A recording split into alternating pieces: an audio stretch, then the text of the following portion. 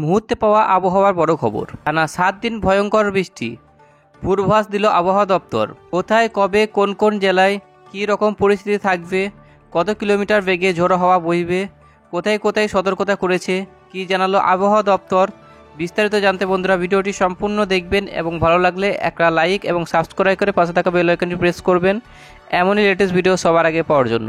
তো দক্ষিণবঙ্গ থেকে উত্তরবঙ্গ পরবর্তী 7 দিন বৃষ্টির দাপটে ভিজে যাবে রাজ্য। যে একাধিক জেলা মে মাসের শেষ সপ্তাহ থেকে জুনের প্রথম দিন পর্যন্ত বঙ্গোপসাগরে তৈরি হওয়ার গভীর নিম্নচাপের প্রভাব রাজ্য শুরু হয়ে গেছে। আবহাওয়া দপ্তরের তরফ থেকে ইতিমধ্যে জারি করা হয়েছে সতর্কতা। খবর কোন কোন জেলায় কতটা বৃষ্টি হবে, কি জানালো আবহাওয়া দপ্তর একটু জেনে নিন। আবহাওয়া দপ্তর জানাচ্ছে 26 মে থেকে 2 জুন পর্যন্ত রাজ্যের বিভিন্ন জেলায় হালকা থেকে মাঝারি বৃষ্টি এবং কোথাও কোথাও ভারী থেকে অতি ভারী বৃষ্টি পূর্বাভাস দিয়েছে। মে মাসের 27 তারিখ উত্তর 24 পরগনা, দক্ষিণ 24 পরগনা, পূর্ব ও পশ্চিম মেদিনীপুর, হাওড়া এবং হুগলি হালকা থেকে মাঝারি বৃষ্টিপাতের সম্ভাবনা সঙ্গে বজ্রবিদ্যুৎ। মে মাসে 28 তারিখে উত্তর ও দক্ষিণ 24 পরগনা এবং 2 মেদিনীপুর ভারী থেকে অতি ভারী বৃষ্টির পূর্বাভাস দেওয়া হয়েছে। 29 মে কলকাতা, হাওড়া, হুগলি, 2 24 পরগনা, 2 মেদিনীপুর ও ঝাড়গ্রাম 7 থেকে 11 সেন্টিমিটার পর্যন্ত ভারী বৃষ্টির সম্ভাবনা রয়েছে। এর সঙ্গে হালকা ঝোড়ো হাওয়া বইতে পারে।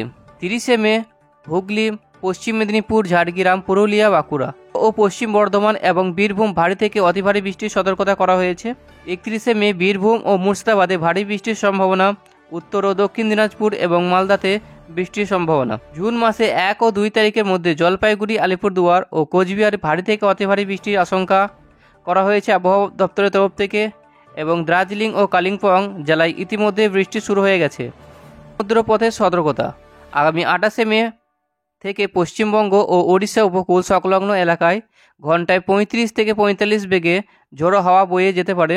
এই অবস্থায় 28 মে থেকে সমুদ্র যেতে নিষিদ্ধ করা হয়েছে মৎস্যজীবীদের। দপ্তর ও প্রশাসনের সতর্ক থাকতে বলা হয়েছে। বঙ্গোপসাগরে তৈরি হওয়া একটি গভীর নিম্নচাপ রাজ্যের উপর এই লাগাতার বৃষ্টির কারণ। 29 মে কলকাতা, হাওড়া, হুগলি, 2 24 পরগনা এবং 2 মেদিনীপুর সবচেয়ে বেশি বৃষ্টির সম্ভাবনা হয়েছে। মৎস্যজীবীদের সতর্কতা করা হয়েছে 28 মে। ওই দিন সমুদ্র উত্তাল থাকবে, তাই মৎস্যজীবীদের সমুদ্র যেতে নিষিদ্ধ পরামর্শ দেওয়া হয়েছে। সবথেকে বেশি আবহাওয়া দপ্তরের তরফ থেকে কোন কোন জেলায় বেশি সতর্কতা করা হয়েছে জেনে নিন। দক্ষিণবঙ্গের পাশাপাশি উত্তরবঙ্গে জলপাইগুড়ি, কোচবিহার, আলিপুরদুয়ার জেলাতেও সতর্কতা জারি করা হয়েছে। বৃষ্টির সময় বজ্রপাতের আশঙ্কা কি হয়েছে, কিছু কিছু জেলায় বৃষ্টির পাশাপাশি বজ্রপাতের সম্ভাবনা রয়েছে। এই ছিল আজকের আবহাওয়া লেটেস্ট আপডেট।